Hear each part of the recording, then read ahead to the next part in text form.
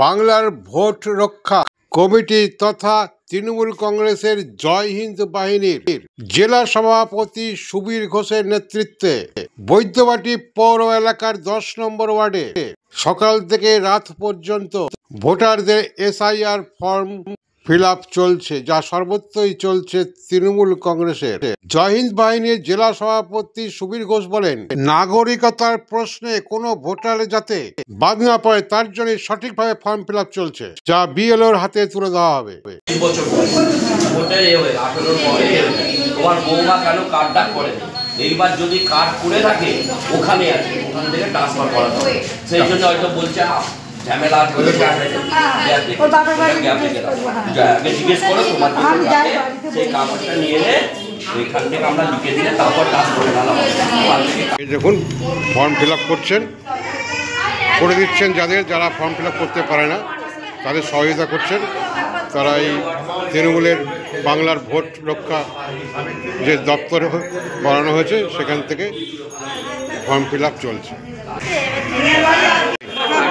আজকে কতজনের ফর্ম এ পর্যন্ত করলেন?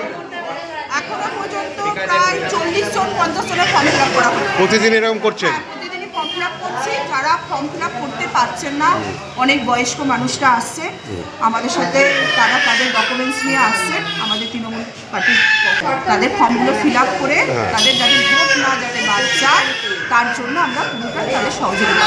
বিএলও বেরিয়েছিলেন বাড়ি বাড়ি। এখন নির্বাচন কমিশনের যে ডিসপুটটা ছিল যে 40টা 50টা কোনো দিন 10টা করে আসছে, সেই ডিসপুটটাকে মিটেছে না এখনও ওই 40-50টাই দিচ্ছে? ওরকমই চলছে। শুনলেন 40-50 বেশি দিতে পারছে না। যা হলে নির্বাচন কমিশনের সরকারি দপ্তর থেকে তারা বাড়ি বাড়ি যে যাচ্ছে, মাত্র 10-12 জনের বাড়ির পরেই ফিরে আসতে হচ্ছে, তাই তো দিদি?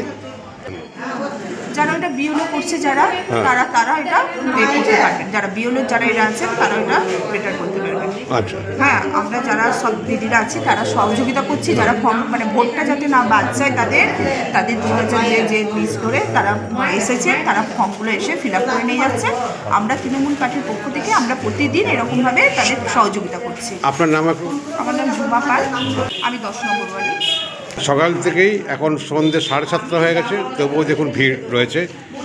আপনার এই যে নামটা আছে, হ্যাঁ, এখনো ভিড় রয়েছে।